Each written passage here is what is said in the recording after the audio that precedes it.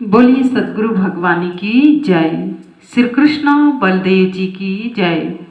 उमापति महादेव जी की जय। जय श्री राम, जय श्री राम, जय जय श्री राम। प्रिय भगवत प्रेमियों, हम सब ईश्वर की अनुकंपा से ईश्वर प्रेमी, भक्त प्रेमी,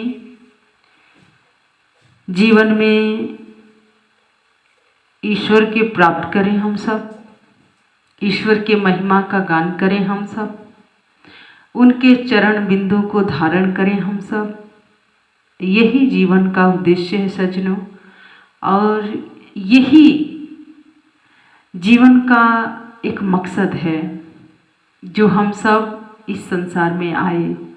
सज्जनों, यूं तो देखा जाए तो जीवन बहुत कुछ है, और देखा जाए तो ये जीवन कुछ भी नहीं है।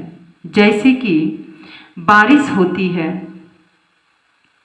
अनेक बुलबुले उठते हैं उस बारिश में। आप जानते हैं जब पानी तेज से बारिश होती है तो जगह जगह जहाँ गड्ढा होता है वहाँ पर पानी एकत्र होता है, और उसमें जब बूंद पड़ता है तो बुलबुले उठते हैं, और वो देखते ही देखते वो नष्ट हो जाते हैं, खत्म हो जाते हैं। इसी प्रकार से महापुरुषों ने समझाया कि ये जो जीवन है वो भी एक बुलबुला ही है, क्योंकि देखते ही देखते सब कुछ खत्म हो जाता है, देखते ही देखते नष्ट हो जाता है।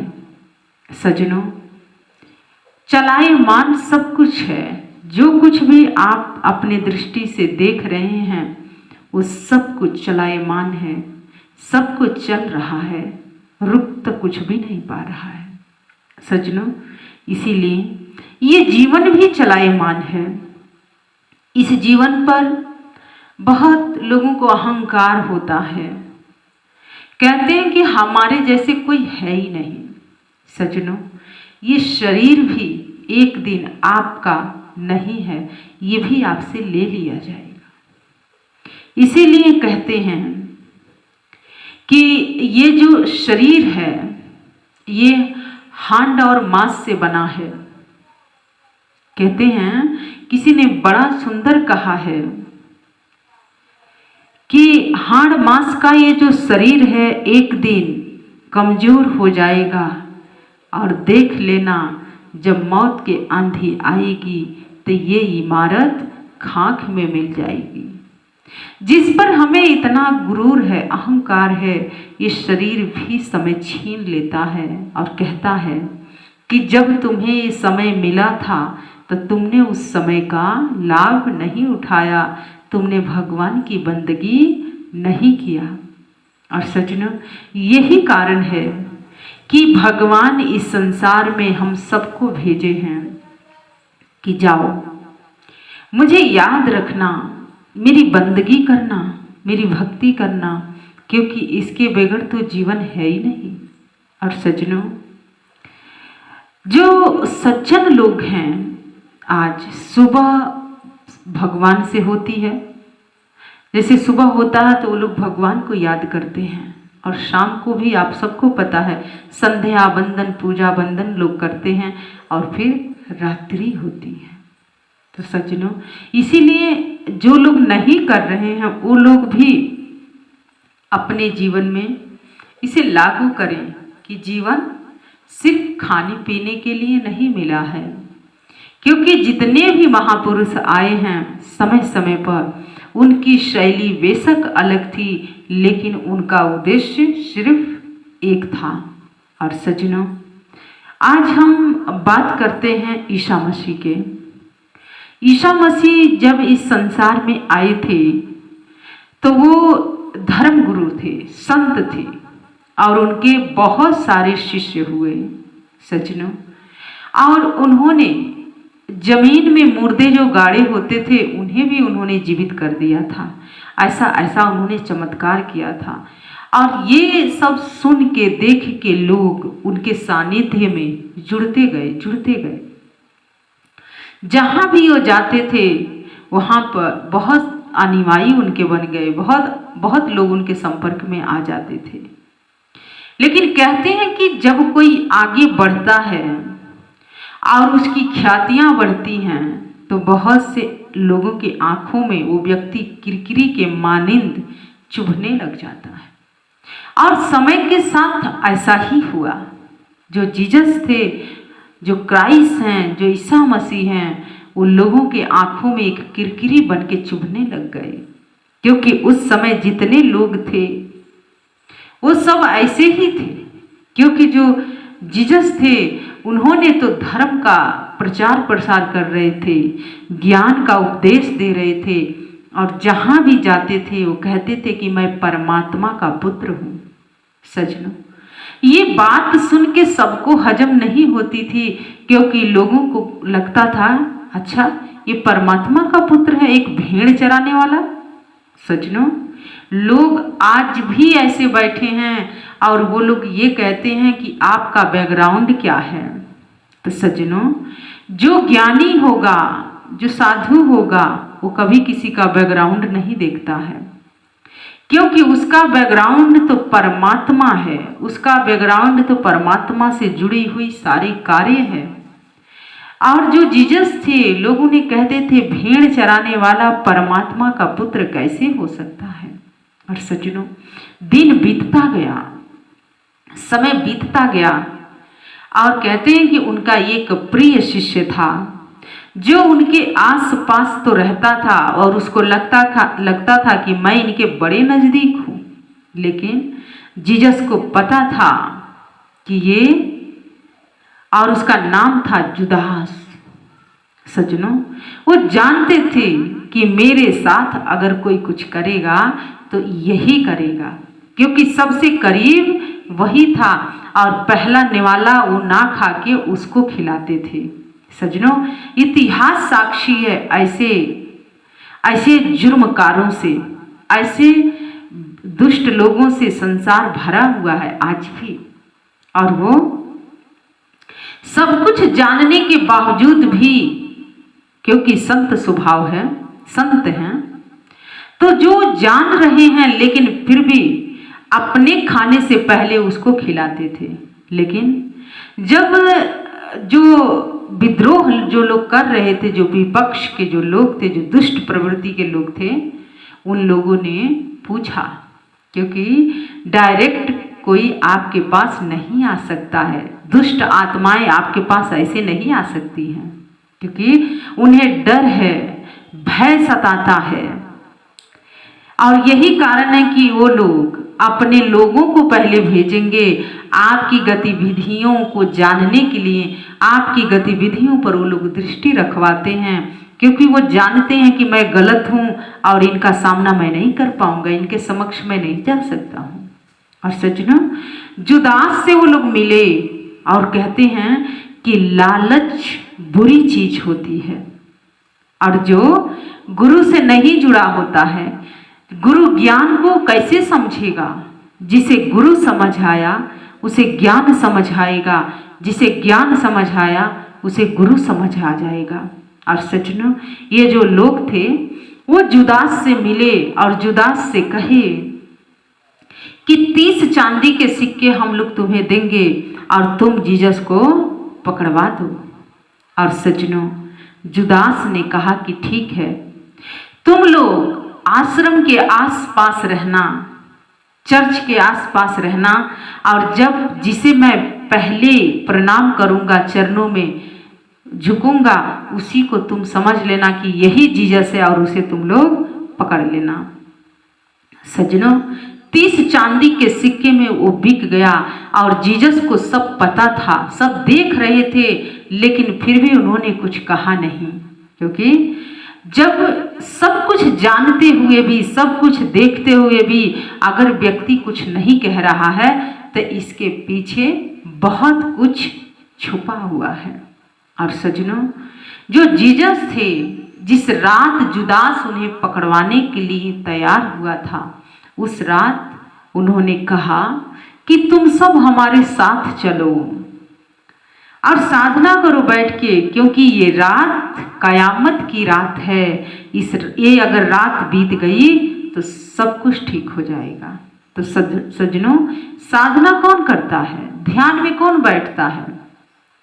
जिसका मन परमात्मा में संलग्न होगा वही आंख बंद करके ध्यान कर सकता है। और जिसका मन पाप पूर्ण में लगा हुआ है, पाप में लिप्त है, बुराई में लिप्त है, उसे ध्यान अच्छा नहीं लगता है। बहुत से लोग हमसे पूछते हैं, मिलते हैं, हम देखते भी हैं, लोग आंख तो बंद करके बैठते हैं लेकिन उनके चेहरे की आकृति बताती है कि उनका चेहरा क्या कह रहा है, अंदर कितना बवंडर चल रहा है, अंदर कितना तूफान चल रहा है। सज्जनों, कई लोग तो ऐसे भी ध्यान में बैठते हैं, मैंने देखा है, आश्रम में आते हैं वो लोग, और जब वो लोग बैठते तो मैं देखती हूँ उन्हें इतना क्रोध आता है, आंख तो बंद किए हैं लेकिन ना जाने अंदर अंदर किसके ऊपर क्रोध आ रहा है। और बहुत से ऐसे भी लोग हैं। हमने एक बार पूछा कि आप जब साधना में बैठते हैं तो आपकी मुख की आकृति ऐसी बिगड़ी हुई सी क्यों रहती है? क्योंकि जो व्यक्ति ध्यान करता है वो तो परमात्मा से एकाकार होता है, उसके तो चेहरे पर एक सौम्य भाव आ जाता है, शांति मिल जाती है, चेहरा एकदम शांत हो जाता है। लेकिन आपको तो बड़ा क्रोध आता है। तो उन्होंने मेरे से कहा कि दीदी, मैं ना ध्यान में बैठ के विचार करता हूँ कि किसके साथ मुझे क्या करना है, और इसीलिए जब भी मैं ध्यान में बैठता हूँ तो मैं यही सब गुनता और बुनता हूँ कि मुझे किसने क्या कहा है और मुझे क्या कहना है। सज्जनों, जब हम यह बात सुने तो मुझे बहुत हैरानी हुई कि बताइए, जो परमात्मा का ध्यान करने के लिए व्यक्ति बैठा है लेकिन आंख बंद करने के बाद भी मन पाप में लिप्त है, मन इतना अशांत है कि वो भगवान के स्वरूप का तो ध्यान ही नहीं कर पा रहा है, भगवान का तो चिंतन ही नहीं कर पा रहा है। तो ऐसा व्यक्ति जो आंख बंद करके बैठ के षड्यंत्र बना रहा है, दिमाग में गुण बिन रहा है, तो वो दूसरे का क्या भला करेगा और उसका क्या भला होगा? तो सज्जनों, ऐसे भी लोग हैं जो कहते हैं कि हम लोग ध्यान में बैठ के सारी गतिविधियों को बनाते हैं और फिर करते हैं। सज्जनों, ऐसे भी लोग हैं। और जुदास उसी में से एक था। समझ लीजिएगा कि जो लोग ऐसे होते हैं वो जुदास ही हैं। और जुदास को समझाते रहे जीसस कि ध्यान करो, साधना करो, लेकिन साधना में मन कहाँ लग रहा था? उसके तो दिमाग में बार बार ये आ रहा था कि कब वो लोग आए और कब मैं जीसस को पकड़वा दूं। और सज्जनों, उसने सब कुछ वैसे ही बना रखा था, लेकिन जीसस अनभिज्ञ नहीं थे, उन्हें सब पता था। लेकिन जो जुदास था वो आंख नहीं बंद किया, बेचैन था, क्योंकि जब कोई पाप कर्म करने जाता है ना तो उसका मन अशांत हो जाता है, वो पगलाया हुआ रहता है, बेचैनी उसको घेर के रखती है, क्योंकि वो इतना बड़ा अनर्थ उसके माध्यम से होने जा रहा है। सज्जनों, जैसे ही 3 पहर की रात्रि बीती, चौथे पहर में वो लोग उसी के आसपास थे और जुदास जाके जीसस के पैर छुआ, और जैसे ही उनका चरण छुआ वो लोग आके जीसस को पकड़ लिए। जीसस चाहते तो परमात्मा थे, परमात्मा के पुत्र थे, वो उनसे निकल सकते थे, लेकिन जो समझाना था किसे? जुदास को समझाना था। इसीलिए उन्होंने अपने आप को जानबूझ के पकड़वाया था सज्जनों, क्योंकि जुदास जिस खेल को खेल रहा था, जीसस उससे अनभिज्ञ नहीं थे, उनकी दृष्टि सिर्फ जीसस पर ही रहती थी, और वो जानबूझ के ये सब सारा सिचुएशन क्रिएट हुआ था, सारा सिचुएशन बना था। जीसस को सब कुछ पता था, अनभिज्ञ तो नहीं थे। और वो लोग पकड़ के ले गए उन्हें, और जब ले गए तो जानते हैं वो लोग क्या किए? उनके पीठ पे कोड़े मारते हुए लेके जा रहे थे। जो महिलाएं थी, स्त्रियां थी, वो छाती पीट पीट के चिल्ला रही थी, रो रही थी कि देखो कितना बड़ा अन्याय हो रहा है, कितना बड़ा अधर्म हो रहा है। लेकिन जुदास रास्ते में मिला तो ये जीसस से उसके तरफ मुड़ के देखे तो वो सब पूछे कि तुम इसे जानते हो जीसस को? तो उसने कहा कि नहीं, मैं नहीं जानता हूँ ये कौन है। और सजनों, जो लोग बड़ी बड़ी बातें करते हैं, हम ये करेंगे, हम वो करेंगे, हम कभी छोड़ेंगे नहीं, हम हमेशा सेवा करेंगे, हमारा तो जीवन में सेवा ही धर्म है, हम तो दूसरों को भला करते हैं, और जो लोग हाथ जोड़ जोड़ के जितनी बात करते हैं, समझ लीजिएगा कि ये एक नंबर के पाखंड कर रहा है व्यक्ति, एक नंबर के पाखंडी है ये। क्योंकि सज्जनों, ये मेरे भी जीवन का अनुभव रहा है। जितना आपके समक्ष कोई हाथ जोड़ जोड़ के बात कर रहा है, समझ लीजिएगा कि वो एक नंबर का शातिर खिलाड़ी है जो आपके समक्ष आया है, आपको ठगने के लिए आया है। तो सज्जनों, जीसस को कोई ठग नहीं सकता था, वो तो जुदास को समझाना था, और इसीलिए उन्होंने जानबूझ के सब कुछ किया था, पकड़वा दिए थे अपने आप को। और जब वो लोग लेके गए तो क्रूस जो देखते हैं ना, 3 है, उस पर उनको बांध दिए वो लोग क्रूस में, और उनके एक पैर के ऊपर दूसरे पैर को चढ़ा दिए, और हाथ में कील ठोक दिए, पैर में कील ठोक दिए, और शीश पर कांटे के ताज पहना दिए। और सज्जनों, फिर भी उनसे पूछा गया कि आप क्या चाहते हैं? तो जीसस ने कहा कि मैं ये चाहता हूँ कि हे परमात्मा, अगर मैं तेरा पुत्र हूँ तो इन लोगों को तो पता ही नहीं है कि ये लोग क्या कर रहे हैं, मुझे कांटे के ताज पहना रहे हैं, मेरे हाथ पैर में कील ठोक रहे हैं, इनको तो पता ही नहीं है, क्योंकि ये तो अज्ञानी लोग हैं। लेकिन हे परमात्मा, इन्हें भी तू क्षमा कर देना। ये संत होते हैं सज्जनों, लेकिन संत तो क्षमा करते हैं, क्षमाशील होते हैं, लेकिन कहते हैं ये जो प्रकृति है वो छोड़ती नहीं है। आप प्रकृति से कैसे बचेंगे? प्रकृति तो बड़ी भयानक दंड देती है। और जीसस ने तो क्षमा कर दिया, क्षमा कह दिया, लेकिन ये जो प्रकृति थी अंधकार हो गया एकदम। और जो जुदास था वो अपना 30 चांदी के सिक्का लेके एक सूखे हुए पेड़ के नीचे पहुंचा, और उन सिक्कों को गिन रहा था, एक एक सिक्का उसे समझा रहा था कि तू द्रोही है, तू नीच है, तू पापी है, तू अधर्मी है, तू कुकर्मी है, तूने आज वो किया जो आज तक किसी ने नहीं किया। तुझे जीसस पहला निवाला तेरे मुख में रोटी के तोड़ के डालते थे, क्या तुझसे ये उम्मीद रखे थे? हालांकि जीसस को सब कुछ पता था, लेकिन फिर भी तुझे वो मौका दिए थे कि ये मौका अगर तू गंवा देगा तो फिर तेरे जीवन में कोई और मौका नहीं आएगा, इसलिए अभी भी समय है, तू सुधर जा। लेकिन तू सुधर नहीं पाया। परमात्मा के पास रह के भी तूने गंदगी को उठा के खाया, गंदगी में जिया, गंदगी में रहा। क्योंकि सज्जनों, विचारों से भी लोग गंदगी खाते हैं, विचारों में भी गंदगी से लोट-पोट करते हैं और गंदगी में जीते हैं। क्योंकि जिसके मन में शांति नहीं है, जिसके मन में सुंदर विचार नहीं है, जिसके मुख में हमेशा गाली निकलती हो, तो वो इंसान नहीं हो सकता है सज्जनों। वैसे लोग दुष्ट प्रवृत्ति के होते हैं, और उसमें से जुदास वही था। लेकिन जीसस ने बहुत प्रयास किया था कि इसे मैं कुछ सुंदर आकार दे दूं, सुंदर बना दूं। और वो चांदी के सिक्के उसे कोस रहे थे, बार बार उसे कोस रहे थे कि यही 30 चांदी के सिक्का है ना जो तूने आज ये कर्म किया है। और सज्जनों, उसके वो रह नहीं पाया, और उसे सूखे पेड़ में चांदी का सिक्का वहीं छूट गया, और उस सूखे हुए पेड़ में वो फांसी लगा लिया और सुबह लटका हुआ मिला। तो सज्जनों, जो व्यक्ति पाप कर्म करता है उसका पाप ही उसको निगल जाता है। क्योंकि कहते हैं कि ये जो प्रकृति है ये छोड़ती नहीं है।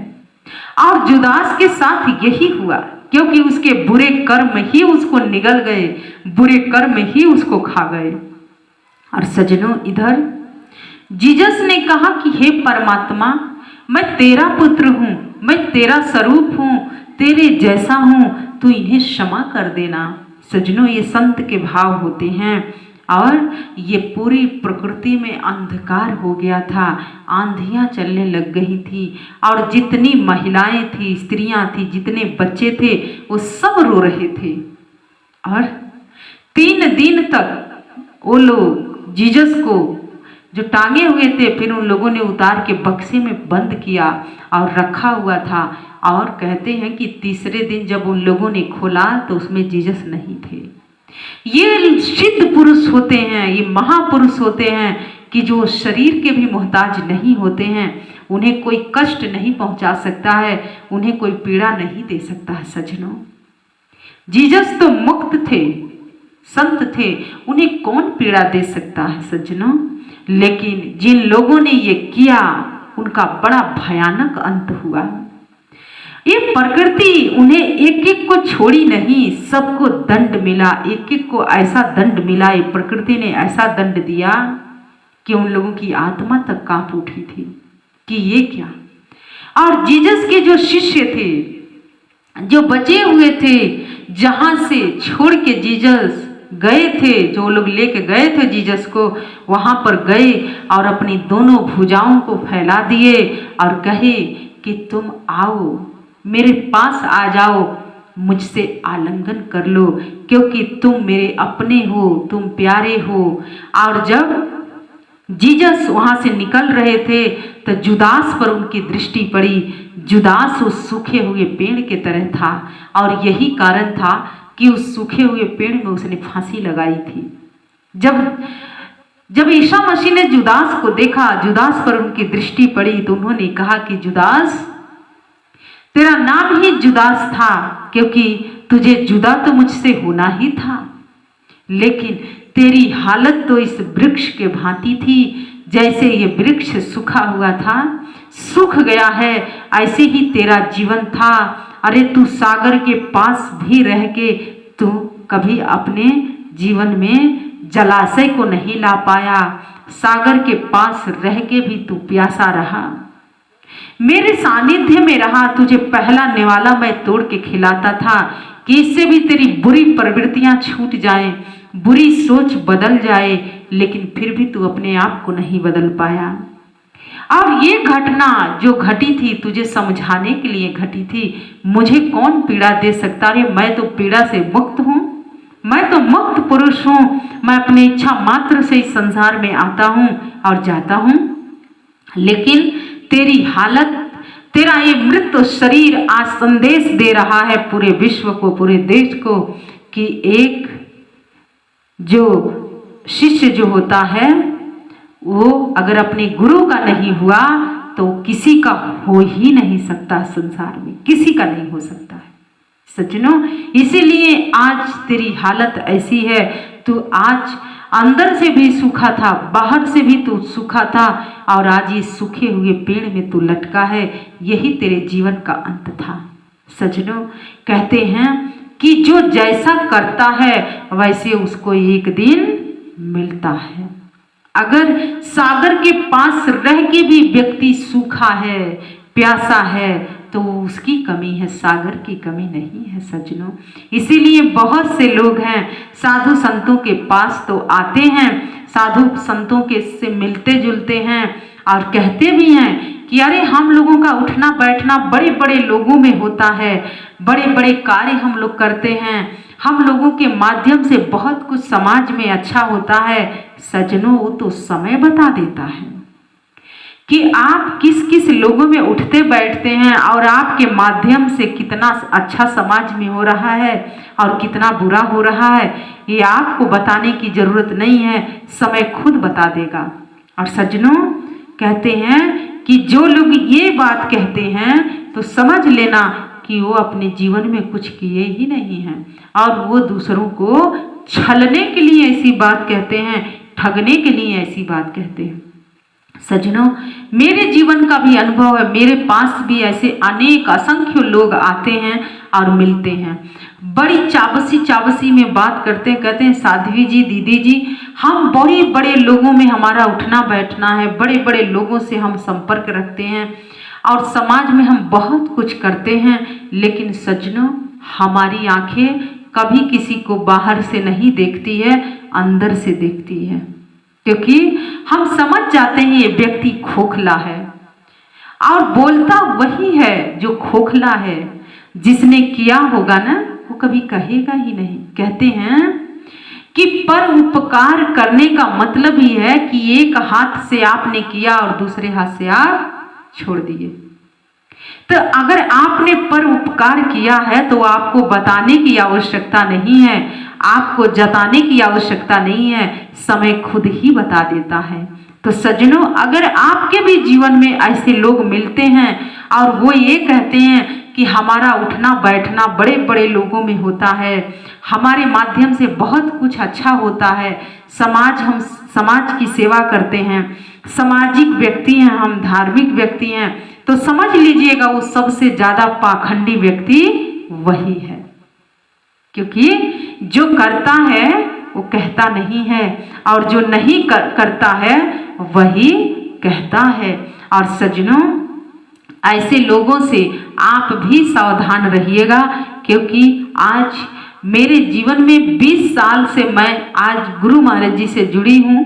सत्संग कथा सेवा मैंने अनेक जगह पर अनेक राज्यों में मैंने किया, लेकिन यही कारण है कि कोई कितना भी आपको प्रलोभन क्यों ना दे, आपको कोई कितना भी कुछ क्यों ना कहे कि मेरा यहाँ उनसे संपर्क है उनसे संपर्क है, आप ये समझ लेना कि सबसे बड़ा ठग आपके पास आया है, और आप उससे सावधान रहिएगा। क्योंकि ये मेरे जीवन का अनुभव है। नहीं तो ऐसे लोग मौका का लाभ उठाते हैं, अवसर देखते हैं। अगर आप कहीं चूक गए तो ये तुरंत आपका फायदा उठा लेंगे। तो इसीलिए सज्जनों जो संत होते हैं, जो साधु होगा, जो सेवा किया होगा, निष्ठावान होगा, वो कभी किसी की बहकी बातों में वो बहता नहीं है। पहले वो देखता है कि इसका उठना बैठना, इसका खाना पीना बहुत कुछ दर्शा देता है, बहुत कुछ बता देता है सज्जनों। इसीलिए अगर कभी भी कोई आपसे मिले और कहे कि हमारा इनसे संपर्क है उनसे संपर्क है, तो बस समझ लीजिएगा कि आपको छलने के लिए आया है। और आप ऐसे लोगों से सावधान रहिएगा, क्योंकि इस समाज में भेड़िया भी घूम रहे हैं, अच्छी अच्छी बातें करते हैं, अच्छी अच्छी अपना कार्य बताते हैं, और ऐसे लोगों को वो लोग ठगते हैं। तो सज्जनों ये 20 साल का अनुभव रहा मेरे पास, और यही कारण है कि आज तक अनेक भेड़िया मेरे पास आए। आज मैं कठोर शब्दों में भी आपसे सत्संग में बोल रही हूँ, ऐसे भेड़िया आए मेरे पास, इस्तेमाल करना चाहे, फायदा उठाना चाहे, लेकिन अपने जिस पैर से आए थे वापस उसी पैर से वो गए। क्योंकि हम कभी किसी के छलावे में आ ही नहीं सकते हैं, क्योंकि हमारा मार्गदर्शन हमारे गुरुदेव करते हैं सज्जनों। इसीलिए आप भी ऐसे भेड़ियों से बच के रहिएगा। बड़े बढ़िया सूट बूट में लोग आते हैं, बड़ा बढ़िया से बोलेंगे, ऐसे लगेगा कि उन जैसा तो कोई संसार में है ही नहीं, लेकिन उनका स्वार्थ होता है, उनका एक ही मकसद होता है कि कभी इनका फायदा उठा लिया जाए। तो सज्जनों ये मेरे जीवन का अनुभव था जो मैंने आज आप लोगों से साझा किया। क्योंकि कई लोग हमसे प्रश्न करते हैं कि दीदी ऐसे ऐसे हम ठगे जाते हैं, हम क्या करें, और ऐसे लोगों को देख के कुछ समझ नहीं आता। बहुत बढ़िया बात करते हैं, सेवा की बात करते हैं, भगवान की बात करते हैं, और उनके जीवन में पाप होता है, जहर घोला होता है, उनसे भगवान से कोई लेना देना नहीं है, ज्ञान से कोई लेना देना नहीं है। तो इसीलिए कल कुछ लोगों ने मेरे से ये प्रश्न किया था, तो ये बात मैं आपके समक्ष रख रही हूँ, और आप लोग सुन के विचार करिएगा। क्योंकि जो व्यक्ति पुण्यात्मा होता है, धर्मात्मा होता है, वो कभी आपको बताएगा नहीं कि उसने समाज में क्या किया है। आप खुद ही उसका आंकलन कर लेंगे, आप जान लेंगे कि समाज में उसकी ख्याति क्या है, समाज में उसका विस्तार क्या है, क्योंकि उसका रहन सहन आपको बता देगा। लेकिन ये जितने दुष्ट आत्माएं होंगे, पाप आत्माएं होंगे, जिनका मन पाप पुण्य में लगा रहता है, पाप कर्म में लिप्त रहता है, वही लोग डफली बजा बजा के बताते हैं कि हम समाज की सेवा करते हैं, हम सामाजिक हैं, हम ये हैं, हम वो हैं। बस अगर आपने हमसे प्रश्न किया था, तो हम आपको अपना अनुभव बता रहे हैं कि ऐसे लोगों से आप बच के रहिएगा, क्योंकि आज तक मुझे कोई छल नहीं पाया, क्योंकि हम हमेशा सावधान रहते हैं। हमारे पास अगर कोई आता है तो पहले हम उसकी बात सुन के उस पर आंकलन करते हैं, विचार करते हैं कि क्या ये जो बोल रहा है इसके आचरण में है कि नहीं है।